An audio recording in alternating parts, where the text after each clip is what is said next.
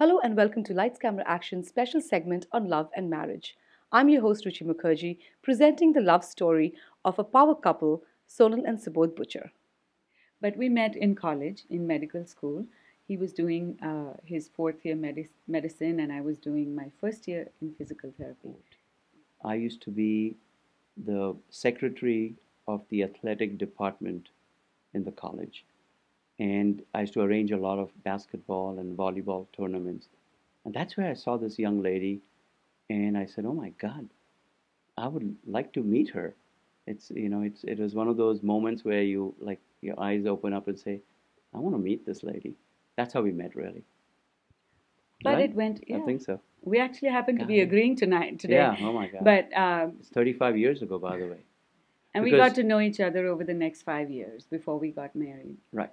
So there's so many different versions of how we actually met finally after that.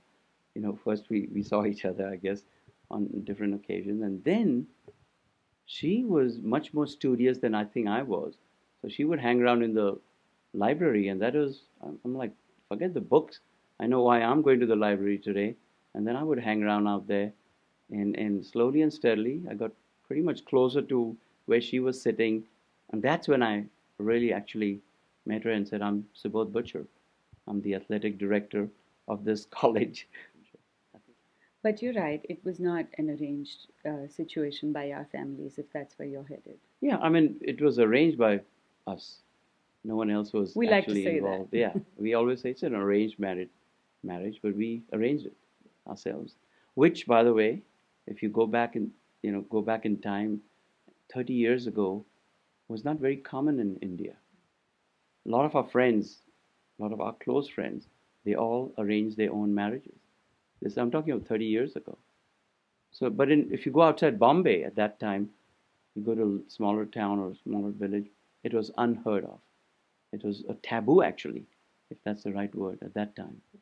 The second generation that we have seen grow in front of our eyes has had it easier in terms of establishing themselves, or because we've been their support system. And sometimes when things come too easy, you tend to not value them as much. And they're certainly very, very intelligent, they're very successful, they're very good at what they do. But my only thought or my 2 cents of advice would be that value what you have, your what you have for the future, but value what you have in terms of your roots and where you've come from. And yes, we have our own professional lives, but uh, we try very hard to stick to each other's goals and help each other all the way as best we possibly can.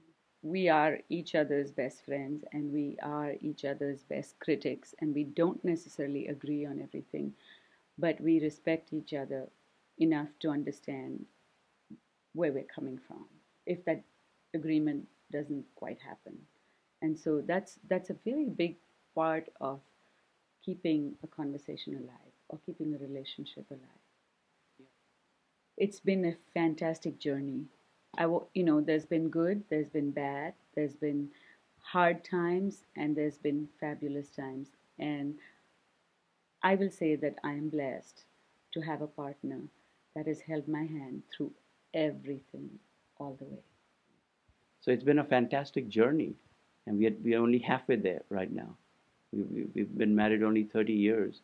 We've known each other for only 35 years. I say we're only 50% of our journey, so we still have a lot to go.